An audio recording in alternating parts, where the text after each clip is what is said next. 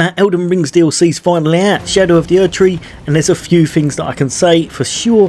One of them is that it's just as good as I'd hoped and I'm absolutely loving it, but the other thing is that there's a whole bunch to explore, more than I even thought possible. Honestly, there's a lot to do in this, but a few things that you should know is that there's new weapon types and just a whole bunch more stuff in game to actually grab up and try. These new weapon types, however, may well suit quite a few of your builds, so I'm going to bring you 6 of the earliest ones that I found, some of which are truly powerful and all of them are well worth having and trying out. Now, I'm going to be putting these in order of how easy they are to get to, and all of them can be grabbed from the very first kind of starting area of the game. The first one we're going to be going over is going to be the Beast Claw. This item is actually really powerful once you start upgrading it. It's more focused on probably a little bit more single target, so it's great for bosses, and is another one that's good for your strength and dexterity builds, as well as the fact that it actually causes some blood loss bleed up. The style of this is absolutely amazing. The single kind of leaps are really cool, as well as the kind of light attacks, but the main thing I like about this is when you use the special, it absolutely looks amazing, doing this cool animation where you strike with your claw over and over again. Now, the great thing about this weapon, you can get it very close at the start of DLC. From the very first waypoint, the Gravesite Plains, you're going to pop just a little bit over to the right hand side into this kind of forest area, and here what you'll be looking out for will be what looks like a very standard kind of NPC or just a wanderer kind of making their way around in the woods. Ultimately, you can ride here and then just jump off, have a little search for them, but if you stand still or you just keep a look at, you will eventually find them. They definitely don't stand out though, so you will have to search for them for a little while. But once you find them, you're going to see them looking just like this, and then making life easy, they're going to attack you with those claws attached. You're going to want to take them down in whichever way, shape or form possible, and once you do, then you'll be rewarded with the weapon you're after, a cool looking claw that you can wear on your right hand, and that's the Beast Claw. Over to our second weapon, and this one is going to be the Backhand Blade. A really cool assassin type orientated weapon, and I really like the style of this. Honestly, its mechanics are really nice when it's doing its kind of sweeping arc with its moves, and its special move where it does a thrust kind of goes around to the side and slightly behind the enemy and then uses the sword to kind of lunge into their back.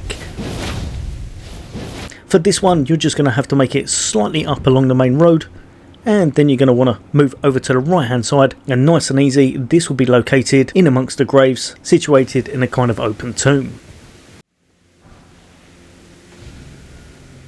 For our third one, and this is one of my favourite ones in the game, I absolutely love katanas and the size of this is amazing, and this is going to be the Great Katana. This one, again, another nice strength and dexterity option, comes with a nice moveset, and its overhead kind of special attack can be very damaging. As you see here, you're going to walk forward and just thrust downwards like that. But ultimately, I just love the aesthetics of this weapon, and the length of it really helps you out and could be great for PvP or PvE. In order to find this one, again, make your way up the main road, very close to the very start of the DLC. Just here, you're going to have the free path cross, and rather than going towards the bridge, you're just going to keep heading your way along this little road until you see where this kind of water area is just on the left hand side. You'll know you're in the right place because when you get there, there'll be a site of grace very close to it, just here, and just forward from there will be a kind of broken down village. You, however, are not going to go that way. You're going to make your way across into the water area, and just next to a dragon, which I haven't tested yet, so hopefully this thing is deceased because it looks like it, but you might want to be a little bit stealthy just in case.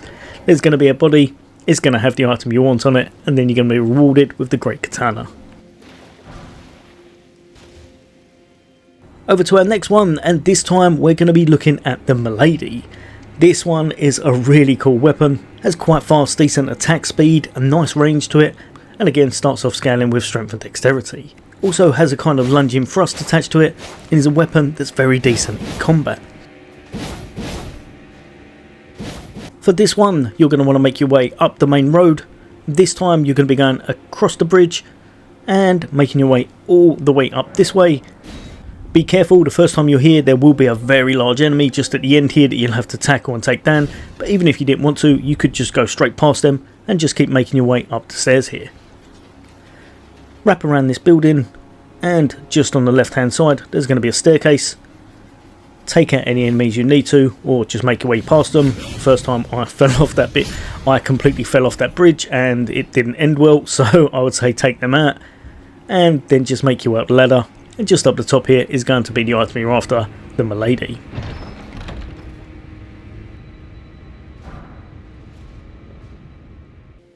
On to the next one, and a complete change up. This one is really cool to see. It's going to be the Deadly Poison Perfume Bottle. These ones are definitely going to take a bit of getting used to, but they are really cool and do some crazy added effects, as well as looking really nice. As you see here with its moveset, you can kind of sprinkle things around, poison everything around you, absolutely damage everyone, including yourself if you're not too careful. In order to get hold of this one, again, nice and easy, make your way up to where we just were, so you're going to be at the point here, right near the castle front checkpoint, and then from there you're going to make it all the way down, veering just slightly off of the beaten path, so not on the actual standard road, but instead going slightly to the right of it. But instead going slightly over to the right of it, just here, which almost reaches a grassy area. Eventually, when you get to the part you need to, you're going to see a new NPC. He's going to be a merchant that you can actually trade with, and you'll also have unlocked the new grave site, the Pillar Path Cross. Again, obviously purchase whatever you want from Talia, but that item is one of the new perfumer items. Last but not least, if you want a bit of range in your build, then this may well be the one for you. So I'll be showing you how to get hold of the new throwing dagger, the Smithscript dagger. This one's really cool, very different to a lot of the other things. You're going to be throwing them out as if they're kind of kunai, and you can even do a charged up attack that looks really cool with a kind of wind effect going on. This one, again, we're going to be heading just from the castle front. You're going to make your way all the way down this way this time, and you're going to be heading to a kind of structure which you'll see off in the distance. Keep making your way forward, and eventually you won't be able to miss this anyway, but you're going to make your way just inside, keep making your way through, and you'll see a grace for the Ruined Forge lava intake. Now inside here are a lot of enemies that completely drop on your head, try and take you out very fast, some of those lava blobs, as well as some tanky golem type enemies, so be aware you may want to dodge past a few of these. Just keep proceeding, make your way that I show here.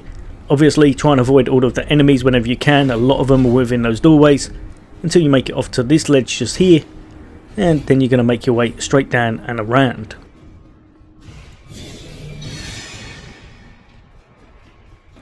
Keep making your way through, and then right at the very end of this corridor just here is going to be the item you're after. Next to it is a completely tanky boy. I tried to take him out, but he was taking too many hits, so I kind of gave up on it after a while, and instead I just bopped off and picked up the item we're after, which is on the body just here. But yeah, hopefully that's helped a few of you guys and girls out. There'll be a lot more Elden Ring Shadow of the Erdtree content from me on the way, but as always, for all things gaming, take care. I'll see you the next day.